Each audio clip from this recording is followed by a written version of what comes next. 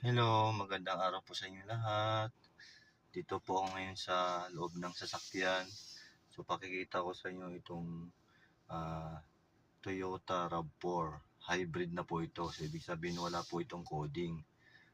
Palatandaan ng hybrid, pag nakikita mo sa lansangan, ang plaka po niya ay kulay green. Tapos may nakasulat po siyang hybrid.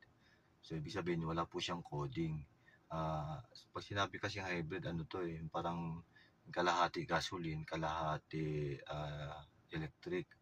Ibig sabihin habang nasa traffic ka, kusang namamatay yung engine at ang papalit naman yung electric. So tipid gas siya, nag-automatic siya. So pag malulubat naman yung, halimbawa yung battery niya, automatic bubuhay mismo yung makina, at habang umaandar yung makina, i-charge niya uli yung battery niya, para dun sa sa naka-reserve naman pagka namatay uli yung makina. Yung battery naman ang magsisilbing backup. Kaya matipid po siya. Tapos ang kagandahan nga lang dito sa Toyota RAV4, ang ganda ng camera nito, makikita mo yung harap, likod, gilid. Kaya malalaman mo kung may bata sa harap o may bata sa likod, pati gilid. Kahit hindi ka na tumingin sa side mirror, makikita mo na siya. So ito, ipapakita ko sa iyo yung dashboard niya. Ayan po, ayan po. So kapag i-reverse po natin, gagamitin natin itong Ambio. Automatic po ito Ayan, ayan, kung mapapansin nyo, ayan po, di ba?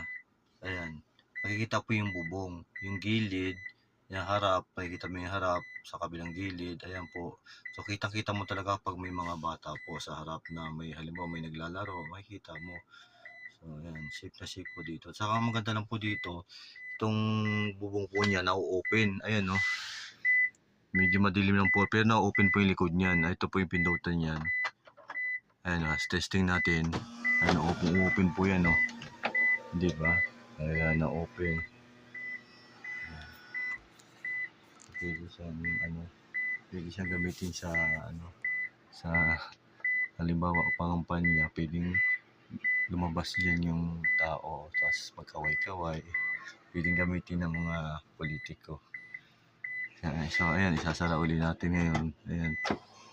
Ayan, sasara. Medyo madilim, wala tayong, wala tayong flashlight.